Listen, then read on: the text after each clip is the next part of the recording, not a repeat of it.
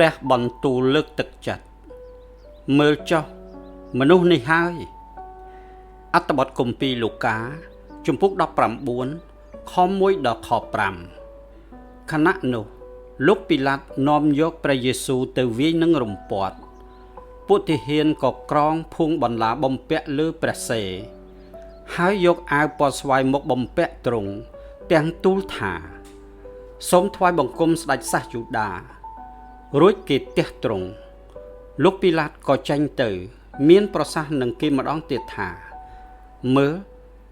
ខ្ញុំនាំអ្នកនេះចេញមកឲ្យអ្នករាល់គ្នាដើម្បីឲ្យអ្នករាល់គ្នាដឹងថា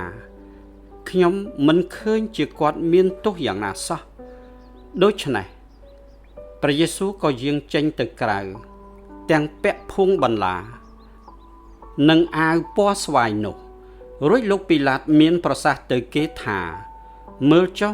មនុស្សនេះហើយលោកពីឡាតមានប្រសាសន៍ទៅកាន់ហ្វូងមនុស្សនិងអ្នកប្រឆាំងនឹងព្រះយេស៊ូវថាមើលចុះមនុស្សនេះហើយចូលមើលទ្រង់ចុះគឺព្រះយេស៊ូវអង្គនេះហើយដែលរងការវាយដំនិងមានឈាមហូរស្រោចអង្គទ្រង់ដែលស្ទើរតែឈរមិនចង់ជាប់ចូលមើលទៅទ្រង់ចុះទាំងក្រងអាវដែលមានពណ៌ដូចជាស្នាមរបួសជាំលើព្រះកាយទ្រង់និងមានមកុដបន្លាបំពាក់នៅលើព្រះសិរសាទ្រង់សម្រាប់លោកអ្នកតើទ្រង់ជាអ្នកណាតើទ្រង់ជាស្ដេចរបស់លោកអ្នកមែនទេតើលោកអ្នក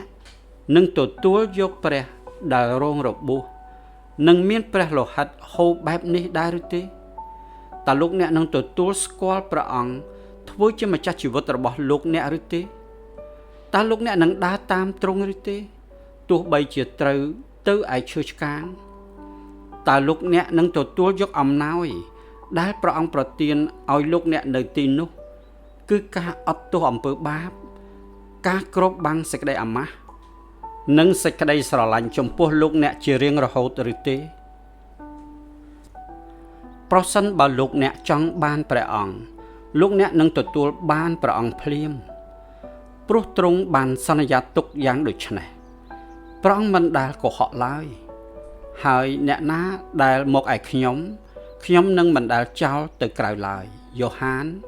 ជំពូក6ខ37ព្រះអង្គចង់បានលោកអ្នកទ្រង់បានបញ្ជាក់យ៉ាងច្បាស់ថាបើអ្នកណាស្រេកចូលឲ្យអ្នកនោះមកឯខ្ញុំហើយផឹកចុះនិងអស់អ្នកដែលនឿយព្រួយហើយផ្ទុកធ្ងន់អើយចូលមកឯខ្ញុំនឹងឲ្យអ្នករាល់គ្នាឈប់សម្រាកយ៉ូហានជំពូក7ខ37និងម៉ាថាយជំពូក11ខ28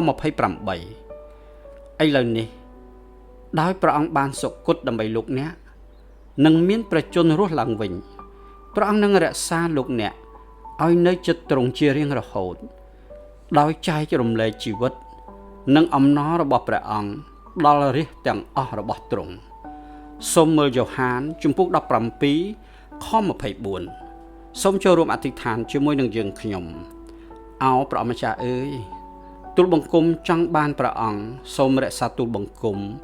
ទុកជាកម្មសិទ្ធិរបស់ព្រះអង្គផងចុះអាមែនតើការធ្វើជាកម្មសិទ្ធិរបស់ព្រះយេស៊ូវមានន័យដូចម្ដេចតើព្រះអង្គប្រទានអង្គទ្រង់ផ្ទាល់មកដល់លោកអ្នកដោយរបៀបណាប្រសិនបើលោកអ្នកបានខ្លាចជាកម្មសិទ្ធិរបស់ព្រះអង្គបានមួយរយៈមកហើយតើលោកអ្នកមានអំណរនឹងរឿងនេះដែរឬទេសូមអរគុណសូមព្រះប្រទានពរ